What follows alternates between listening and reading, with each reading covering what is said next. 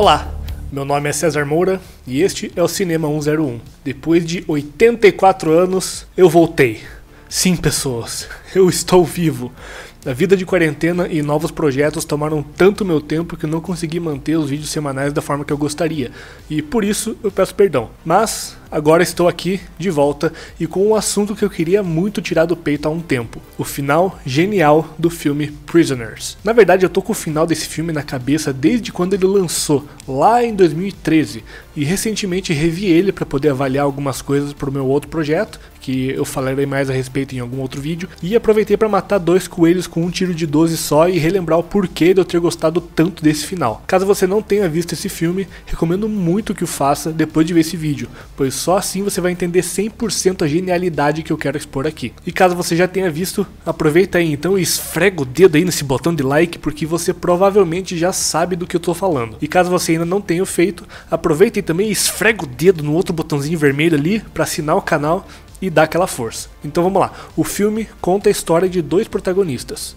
O Keller Dover, interpretado pelo Hugh Jackman, que tem como incidente causador da sua jornada o sequestro da sua filha quando ela saiu da casa da sua amiga para ir para a própria casa em busca de um apito. E o detetive Locke, interpretado pelo Jake Gyllenhaal, que é o investigador encarregado do caso do sequestro da Anna e da Joy, que são as duas meninas sequestradas. Ao decorrer do filme, vemos dois temas muito bem expostos que se relacionam cada um com um dos protagonistas, que são controle e incapacidade, respectivamente ligados ao Dover e ao Locke. Dover é um cara que acredita ser sempre preparado para tudo. Seu lema de vida é: olhe para o melhor e espere para o pior. E ele tem um puta bunker no porão da casa dele entupido de suprimentos por causa de algum desastre qualquer. Ele é o pilar principal daquela família. The man with a plan. E tudo isso cai por terra quando sua filha, Anna, desaparece. Ele é o cara que tem tudo sob controle, mas ele não previu isso, porque não tem como você prever um negócio desse. E sua esposa, completamente quebrantada, joga a culpa do sumiço da Anna nas costas dele quando ela diz pra ele o seguinte: You made me feel so safe. You told us that you could protect us from everything.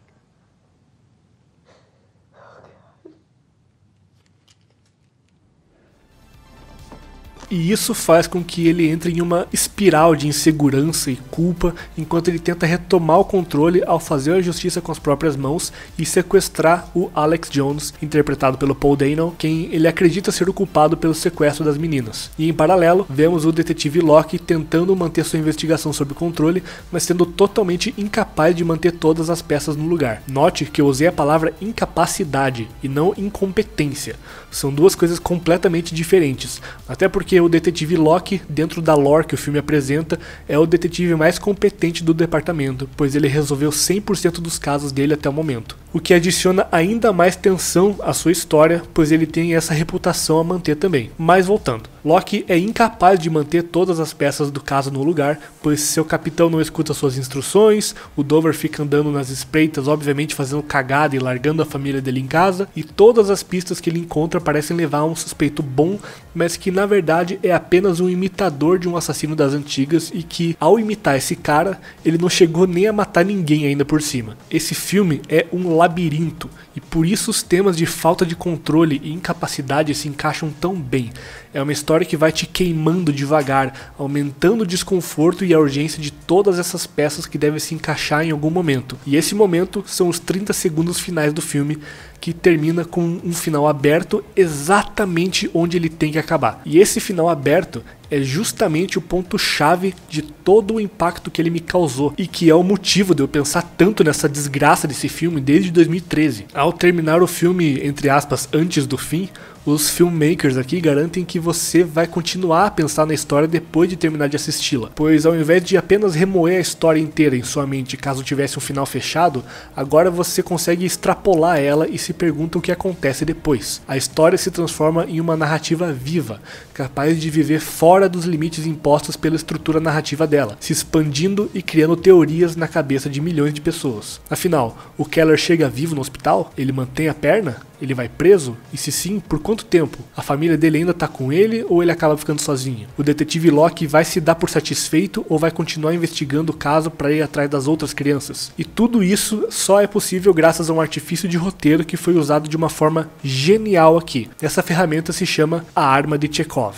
Anton Chekhov foi um dramaturgo e autor de contos russo que é considerado por muitos o pai do storytelling moderno. A arma de Chekhov é um conceito para quando você apresenta algo importante, digamos uma arma mesmo, no primeiro ato da história, que será usado apenas lá no terceiro ato para resolver o conflito principal no clímax. Digamos que temos uma história de invasão domiciliar nas nossas mãos. Uma moça que vive sozinha com o filho em um bairro violento. No começo da história vemos toda a rotina dela e etc. E quando ela está para dormir, vemos que ela tem uma pistola na gaveta do criado mudo do lado da cama. Com isso, nós mostramos para o público que ela tem meios de se defender. O espectador vai receber essa informação e pensar: ok, agora eu sei que ela tem uma arma. E durante a história inteira, quando acontecer a invasão domiciliar, esse espectador vai ficar pensando: meu Deus, corre lá e pega aquela arma. Então, a regra da arma de Chekhov dita o seguinte: se você for mostrar algo como essa arma do criado mudo no primeiro ato, você obrigatoriamente deve usar essa arma no terceiro ato da história. Por quê? Porque se você não usar, vira uma ponta solta. Vai fazer o seu público pensar: mas cara, era só ir lá e pegar aquela arma. Isso vai retirar o público da sua história e vai quebrar a magia do entretenimento, e não é isso o propósito de um filme. A arma de Chekhov é facilmente encontrada em histórias de espião, tipo as do 007, por exemplo. Imagine todos os tipos de adereços que ele ganha no começo das histórias, em que dizem pra ele: olha só, se você apertar esse botão aqui, a caneta se torna uma bomba, ou algo do tipo. Um exemplo prático disso é a do episódio 3 da série O Mandaloriano, da Disney+.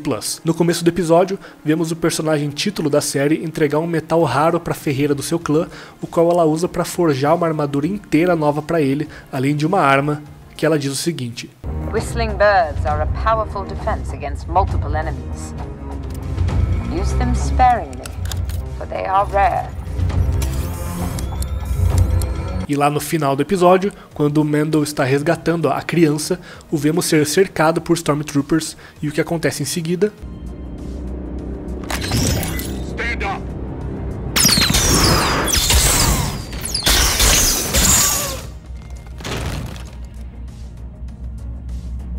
E esse é um exemplo bem simples de uma arma de Chekhov. Foi algo que foi apresentado no começo e usado de uma maneira visualmente legal no final. E esse é o artifício de roteiro usado aqui em Prisoners por Denis Villeneuve e Aaron Guzikowski. A arma de Chekhov de Prisoners é o apito que a Anna e Joyce saem para buscar no início do filme. Veja só, lá pelo fim do filme, o Dover é o primeiro a descobrir que a suposta tia do Alex Jones foi a sequestradora. Ela força o Dover a tomar um sedativo, dá um tiro na perna dele e joga ele no buraco em seu quintal embaixo do carro onde as meninas estavam previamente. O detetive Locke vai até a casa dela um tempo depois e pega ela em flagrante envenenando a Anna, mata a desgraçada e salva a menina. Aí um tempo depois, no hospital, temos o seguinte diálogo: Detective Loki?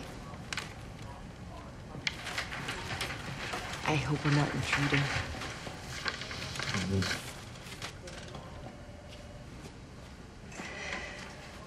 She's doing real good.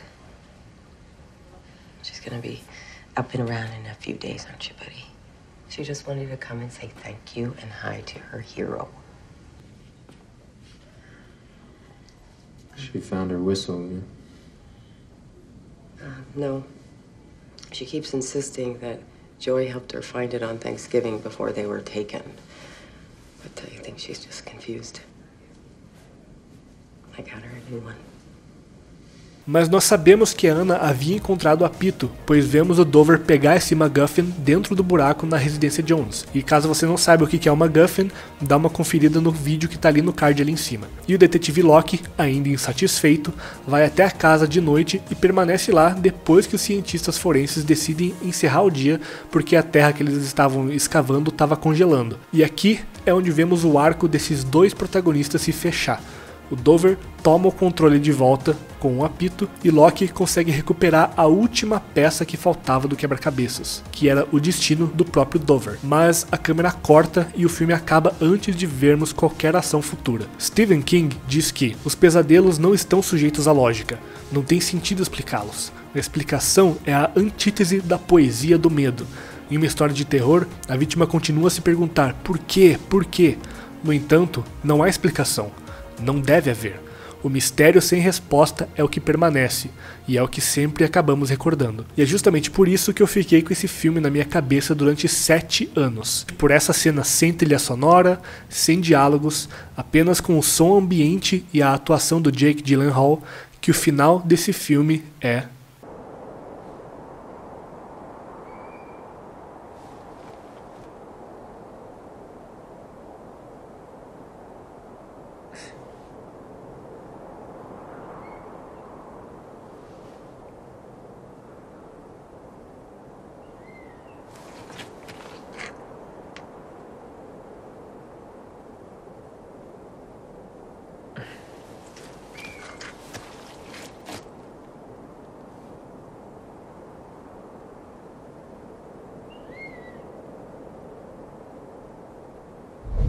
perfeito.